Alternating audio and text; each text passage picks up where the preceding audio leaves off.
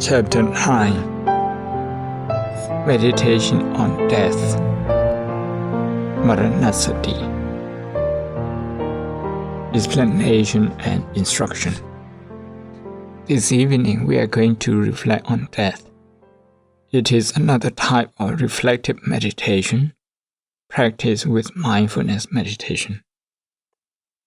This is the last of the 4 supportive meditation we shall introduce in this retreat. Death is a subject which many people prefer not to talk about, especially in other cultures and religions. Many regard discussion about death as ill-omened, unpleasant, and luckless. Death, as the darkest side of life, is considered as an inappropriate subject for conversation. People tend to cover their awareness of the reality of death with enormous abstract imaginings and theories. They actually trying to suppress that reality in their conscious mind. The mind is thus deceived by intellect.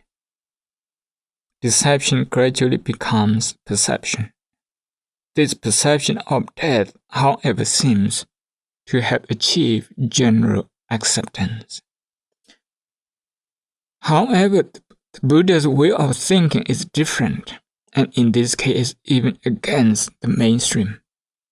The Buddha says, death is another object for meditation.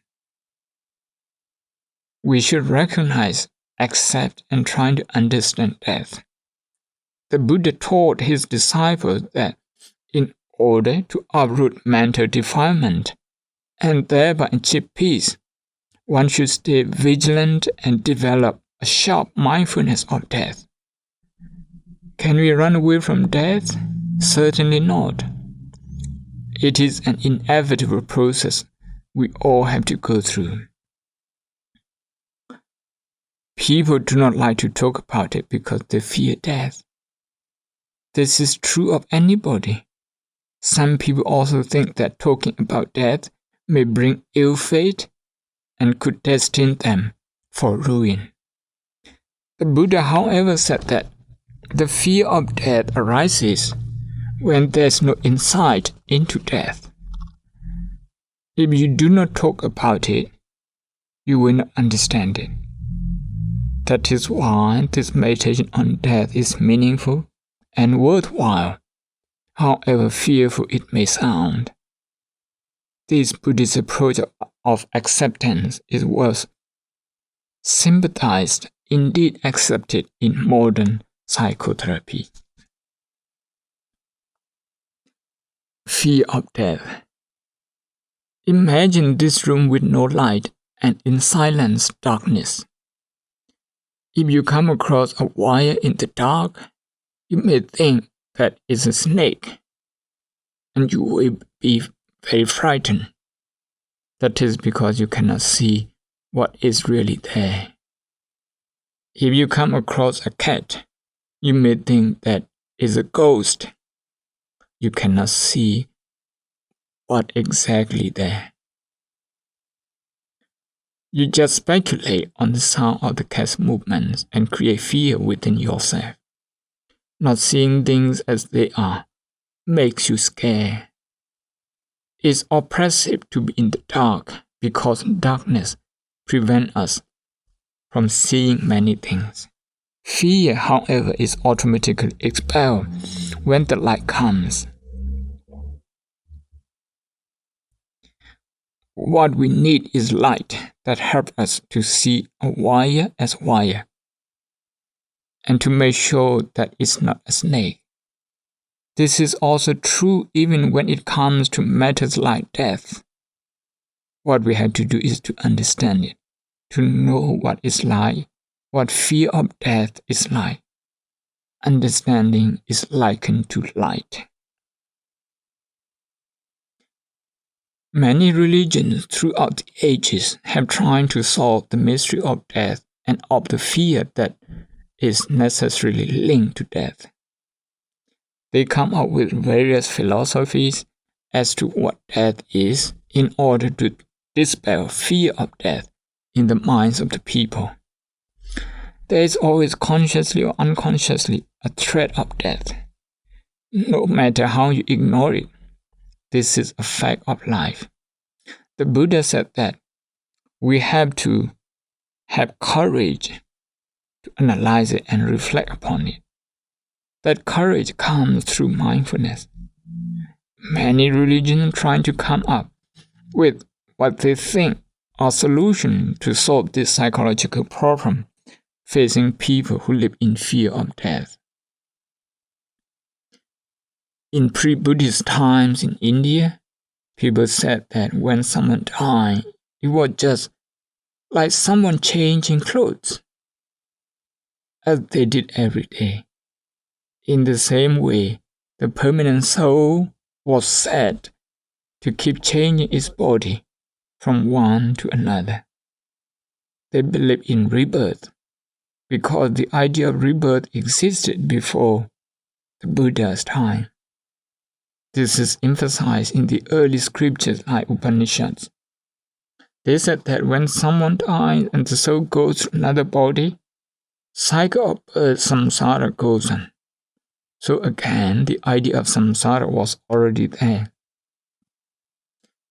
They said the liberation or moksha comes about when the individual soul, each and everybody is considered to have this individual soul, is reunited with the universal soul, which is called Atman, or the everlasting soul. When these two souls merge together, there is no longer an individual soul or a universal soul. There is only one, according to the Upanishad. When you see two, you are under an illusion. This is a part of their effort to dispel the fear of death. You have nothing to fear because you are one step closer to becoming reunited with the universal soul, which is everlasting. People are usually afraid of impermanence, of cessation, of disappearance, of going away. Therefore, they try to come up with an idea of something that is everlasting. Although people are taught to hold on to these ideas based on a belief in something everlasting, still fear doesn't go away. In all the Abrahamic religions like Judaism, Christianity, and Islam,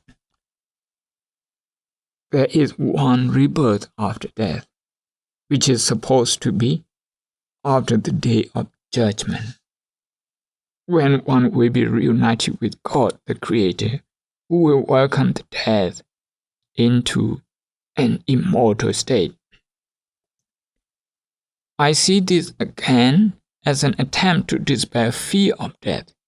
Fear is real.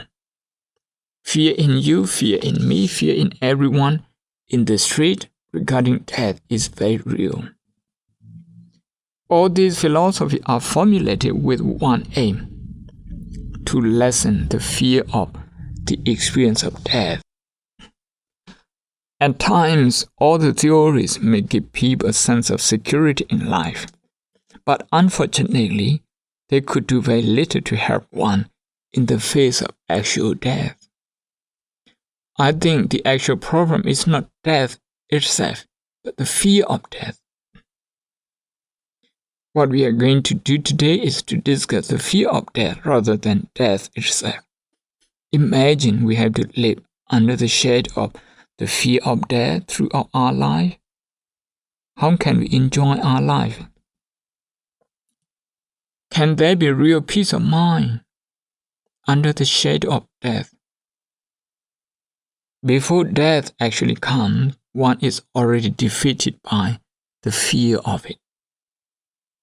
Fear of death is a fear of future that results in our not being able to live fully at the present moment.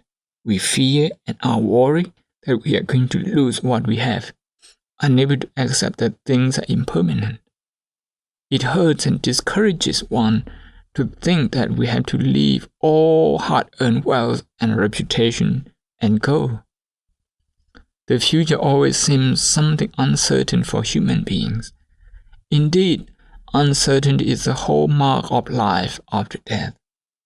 Buddhism says that without fully accepting the uncertainties associated with death, life never feels secure.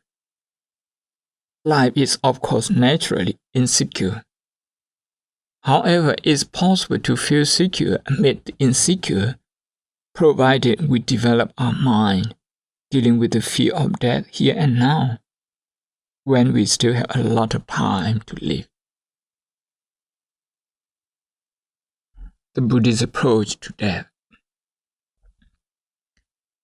As well as various techniques of meditation, including vipassana, there are techniques in Buddhism that help to lessen fear of death, such as karma and rebirth.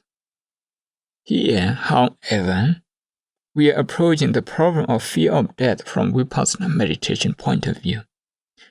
In the vipassana meditation, one of the principles is to start looking at things from the best known point, to progress to the less known.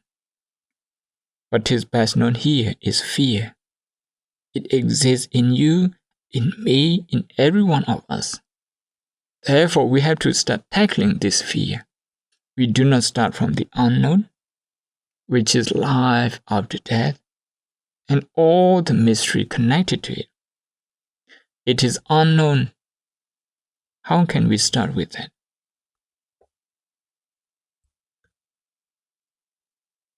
What I'm trying to say is that despite all these theoretical concepts, including those in Buddhism, the idea of heaven, the idea of Brahma Loka, the idea of being born as a human being again, which presuppose that there will be at least in theory life after death. Still, enormous fear surrounds death. So instead of contemplating the less known factors such as rebirth, we will start from the best known, that is fear of death itself. When we understand or comprehend what is fear, we will not then be fearful of death anymore. As long as we live, we will live happily. That is why we reflect on death. Another cause of fear is pride in day-to-day life. We are so proud of who we are, or what we have achieved as a person, or family, or a nation, that we start behaving as though we are not going to die. That we will have to do whatever necessary to protect what we have achieved. On the other hand, knowing what we have to leave, any achievement and go at death, looks simply so horrifying. Pride is one of the many aspects of attachment and of not letting go. Due to pride, you can also expect tension and conflict even among brothers and sisters and between families. We follow our egoistic tendency by often saying, I want to do this, and no way will I compromise with that. This is pride. Very often, we argue over non-essential things in daily life. We do not want to listen to someone else's needs and concerns, because we think if we do so, that may be considered as weakness and hurt our pride. That always creates problem psychologically and then socially. Sometimes it's not about right and wrong that we keep arguing with each other, but rather about resistance from within, where we usually claim, this is my idea, this is my culture. So when you are too proud of your culture, you can never enjoy other culture. This is pride. Young people here in this retreat, like Tom, So and Mala, you have the opportunity to enjoy both culture, maybe even more than two. The best thing is to look at things from Buddhist perspective that nothing is perfect. So no one culture, either Asian or Western, is perfect. Neither is superior to the other. Both have advantages and disadvantages. When we look at life in this way, we gain more than we lose. Otherwise, if we are too proud of Asian culture, we will not be able to get anything from Western culture, and vice versa. You stand to lose out very much in that way. This kind of pride is what we are going to tackle through reflection on death.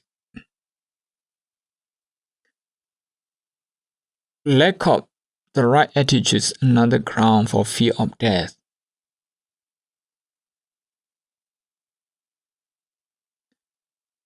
In reality, death is very much part of life. Death has to be viewed in the context of life and life in the context of death. Everything has context, and we need to contextualize our outlook. For example, when we go to funerals, we see the death. If we do not view them in the context of life, we do not get the full picture. Looking at life alone can make us forgetful and arrogant, behaving as if we are never going to die. Focusing on death alone, on the other hand, can bring us disappointment, negative fears, and pessimism. Life and death are two sides of the same coin. It is so much relieving to note that death is common to all, no matter whether you are a billionaire or a pauper, a ruler or a rude, a doctor or a patient, man or woman, a grown-up or a baby.